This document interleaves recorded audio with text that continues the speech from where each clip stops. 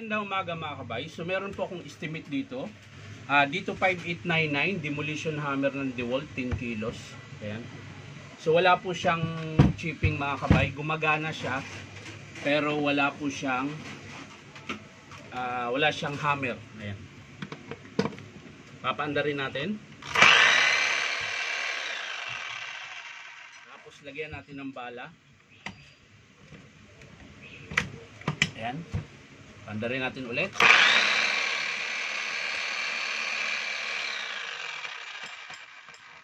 So, ayan. Pag pinatay siya, medyo may pumapalo. Pero pag diniin mo, wala na po siyang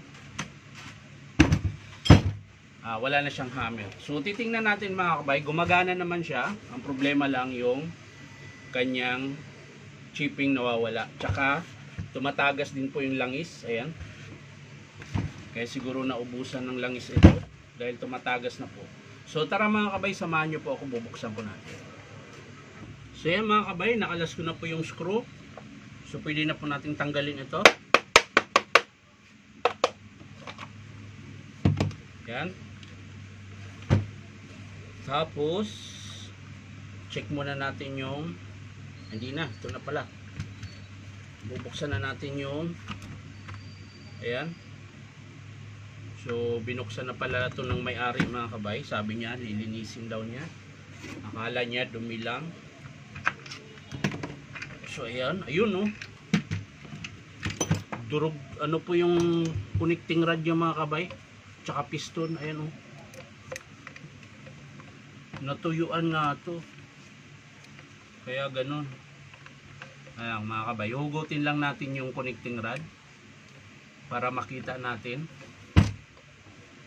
yung kanyang mukha. So yan mga kabay, kung napapansin nyo, yan, kapag ganyan mga kabay, natuyuan po yan o kaya nasira itong ano niya, yung ang tawag nito, yung o-ring. Ayan, kaya po ganun ang nangyari. Ayan. Dahil po natatapon yung langis, kaya po nagkaganyan. So papaandarin natin ito mga kabay na nakaganito para makita natin kung malakas ba yung siklab o hindi. So ingat lang mga ganito mga kabay, tatakpan mo lang yung pan pa ganyan para pag may tumalsik hindi tatama sa'yo.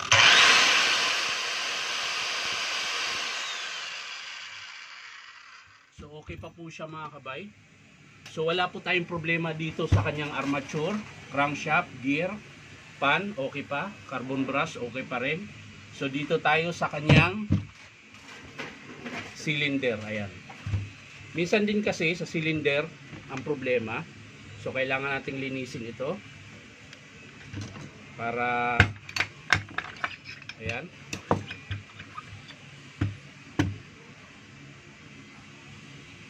Ayan o. Kung mapapansin nyo mga kabay, tuloy-tuloy yung gamit tapos na wala na siyang langis. Ayan po, nasusunog po yung cylinder niya. Ayan. Kung mapapansin nyo, hirap lumabas yung ayun, striker dahil po doon sa naiwang plastic. Ayan, ito po kasi yung nalusaw. So, pag ganun po yan, ayan, nakaganon po yan. So pag andar ng andar to walang langis, pag nag-init yung bakal, ito po yung kahinatnan niya. Kaya nalusaw yung piston. Yan. So kailangan talaga may langis to. Pero yung tamang-tama lang. Yung tamang-tama lang na langis, huwag naman sobra. So ito, nagkaroon lang to ng langis mga kabay dahil nilagyan nung may-ari. Akala niya kaya pang linisin. Pero nung pinaandar niya, ganun pa rin. Wala pa ring chipping. So dito sa cylinder niya mga kabay, bakal naman ito. So imposible itong makayod ng plastic. So tatanggalin na lang natin yung kanyang naiwan na, ayan o, nakalas. Naiwang plastic. Yan. Yun po yung humaharang dito sa striker. Kaya mahirap po siya lumusot. Ayan ngayon, oh, malambot na. Oh. Ayan. Ayan. Pero, kailangan na rin palitan yung kanyang o-ring. Ayan. Dumilim na naman yung cellphone ko. So, check din natin yung sa may bit piece niya mga kabay. Ito. Kasi minsan nababali po ito. Ayan. Tingnan natin kung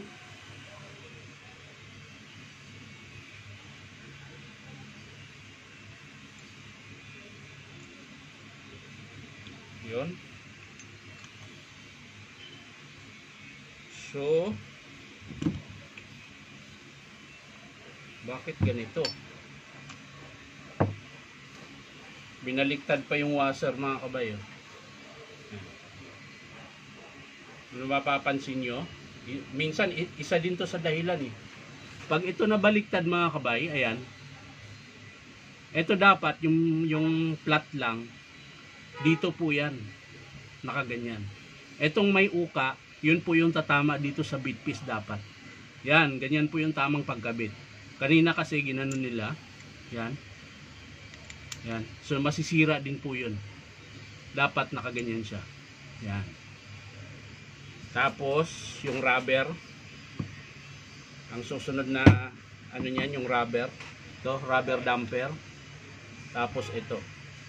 Yan, ganyan ang tamang pagkabit. Kanina kasi mga kabay, ginanon niya pagkabit. Ayan, binaliktad niya. Nakaganyan. Yan. Yan, mali po yan. Ayan. Dapat sagad na sagad siya. Kaya babaliktarin mo yan. Ayan. Tapos rubber damper. Tapos yung kanyang cap. Ayan. Ganun ang itsura. Yung tama. So dito sa ano mga kabay, tingnan natin kung ayan. Minsan kasi nababasag din ito. Itong bakal na to, yung pinaka-cap niya. So ito ngayon okay pa siya. Ganun po yung forma niyan. Ayan. At last natin tingnan yung kanyang cylinder o kaya kung uga ba. So hindi pa siya uga, okay pa ito mga kabay. So babalik lang natin to. So ang forma niyan mga kabay, pag ganyan. Yan, ganyan po yung tamang pagkabit niyan. So walang problema dito. Wala rin problema dito. So ito lang po talaga ang problema. Ayan. Pero dahil nalusaw yan, isang buo po yan. Piston kit assembly tsaka o-ring ang papalitan. Pati dito. Yan. So yan lang mga kabay, hindi ko na ipapakita kung paano buuin. Papakita ko lang sa inyo kapag in-approve ng customer. Ulitin ko lang mga kabay, ang papalitan natin piston kit, assembly, tsaka o-ring. So yan lang mga kabay, maraming salamat. Bye bye.